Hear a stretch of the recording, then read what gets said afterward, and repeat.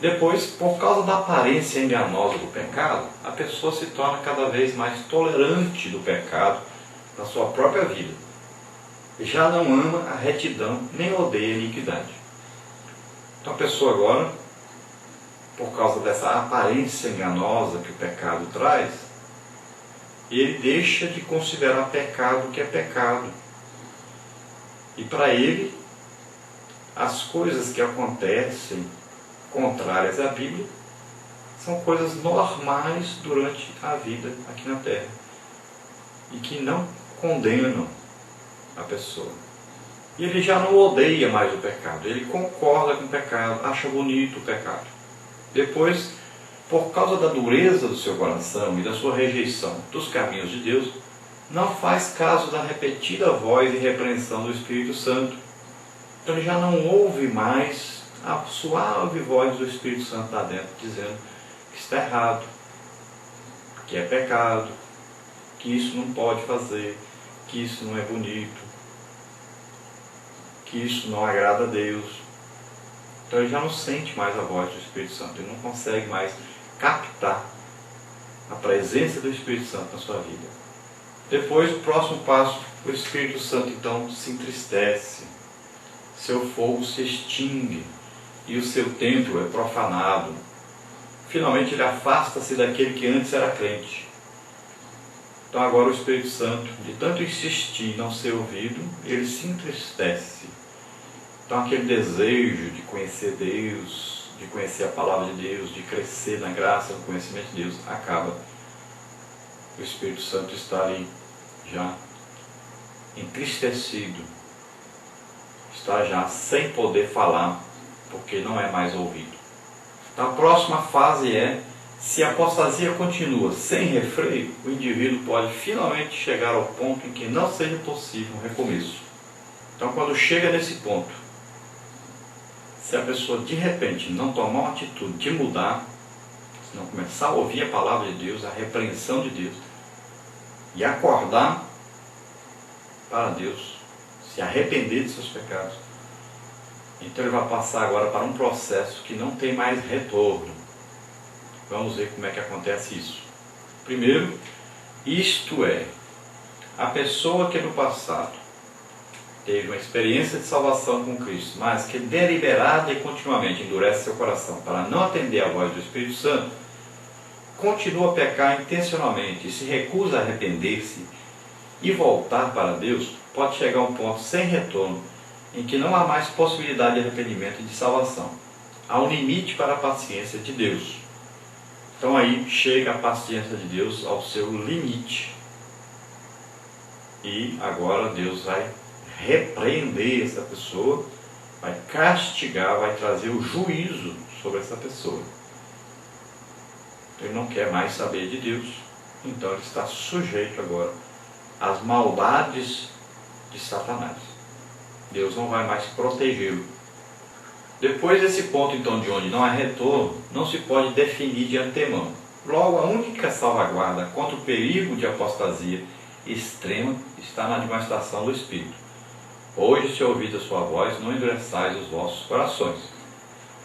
Então nós nunca sabemos que ponto é esse. Será que aquela pessoa já chegou ao ponto de abandonar totalmente a Deus? De não querer mais Deus? Ninguém sabe, está oculto.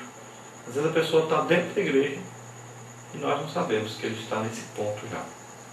Depois é próprio salientar que, embora a apostasia seja um perigo para todos que vão se desviando da fé, que se apartam de Deus, ela não se consuma sem o constante e deliberado pecar contra a voz do Espírito Santo. Então a pessoa passa agora a pecar contra o Espírito Santo. Ou seja, atribuir a Satanás o que o Espírito Santo faz. O que o Espírito Santo fala, ele atribui a Satanás. O que o Espírito Santo faz, ele atribui a Satanás. Então ele comete o pecado da blasfêmia contra o Espírito Santo. Depois, aqueles que, por terem o coração incrédulo, se afastam de Deus, podem pensar que ainda são verdadeiros crentes, mas sua indiferença para com as exigências de Cristo e do Espírito Santo e para com as advertências das Escrituras indicam o contrário.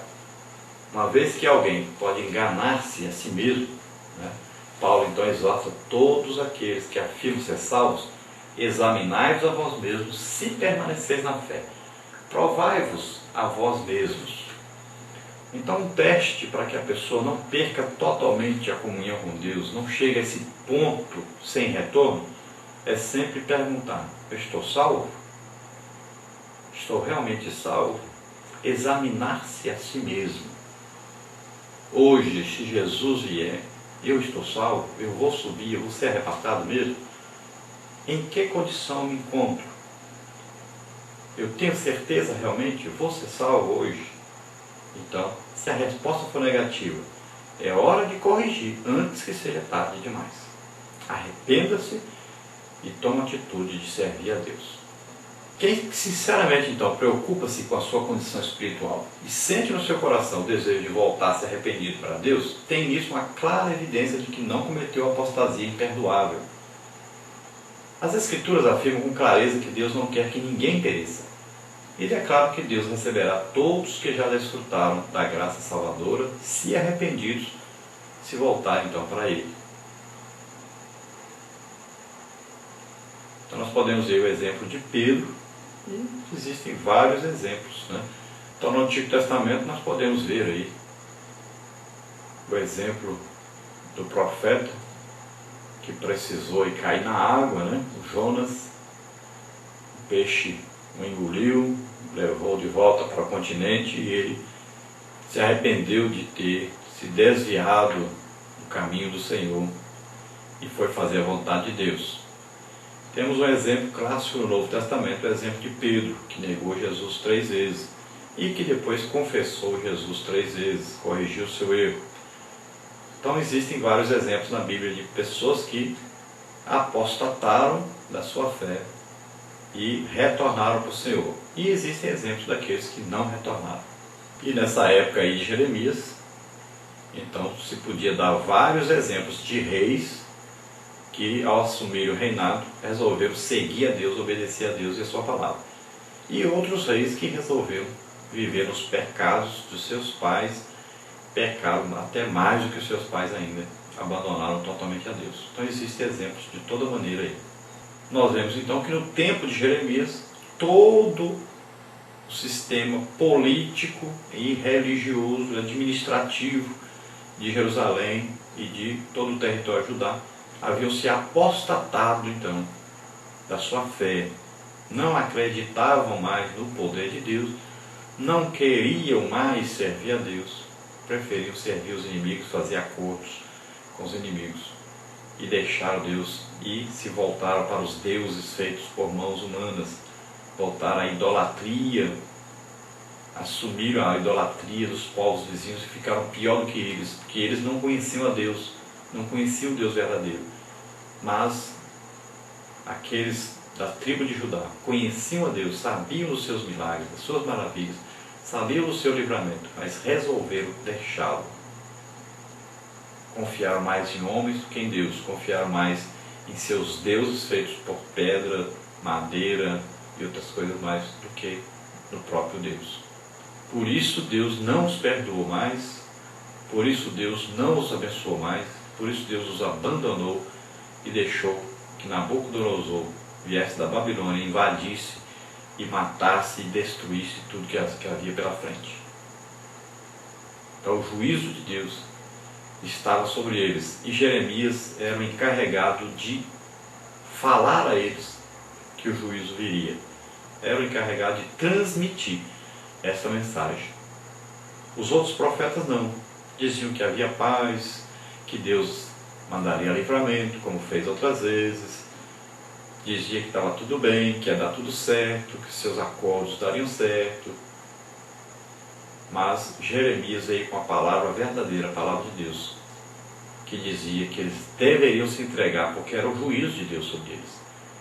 E que se não se entregassem, seriam destruídos.